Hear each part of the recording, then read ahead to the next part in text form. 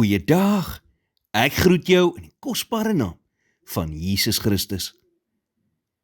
Jesus was die enigste man wat in staat was om 'n afspraak ander kan die graf te maak en op te daag om dit na te kom. Hy het vir sy disippels gesê, Matteus 26 vers 32, maar nadat ek opgestaan het, sal ek voor julle uit na Galilea gaan. En hy het. As jy die grafte besoek van diegene wat die groot godsdienste van die wêreld gestig het, sal jy vind dat daardie grafte steeds beset is.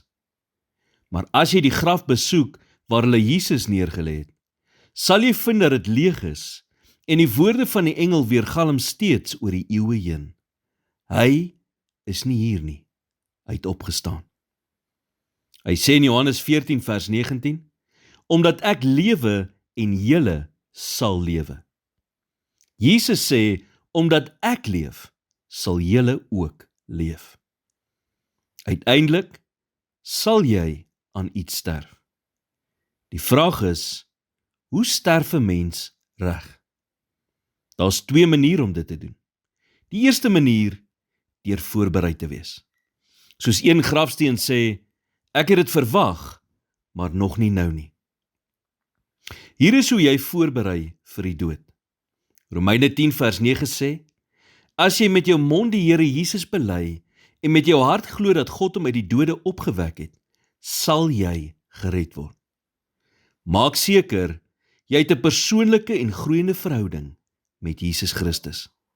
Die tweede manier, deur jou lewensopdrag te vervul. Soos Jesus gesê het in Johannes 17 vers 4, ek het u verheerlik op die aarde. Die werk wat u my gegee het om te doen, het ek volbring. Eendag gaan ons verantwoording moet doen vir die werk wat God ons gegee het om hier op aarde te doen.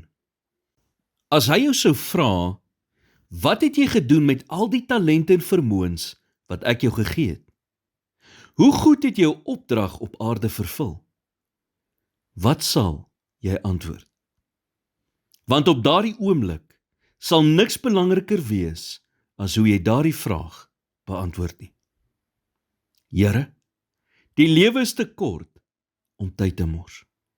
Help my om gehoorsaam te wees in die klein dingetjies, sowel as in die groot dinge, en om elke dag so te leef, asof dit my laaste is. In Jesus naam bid ek dit. Amen.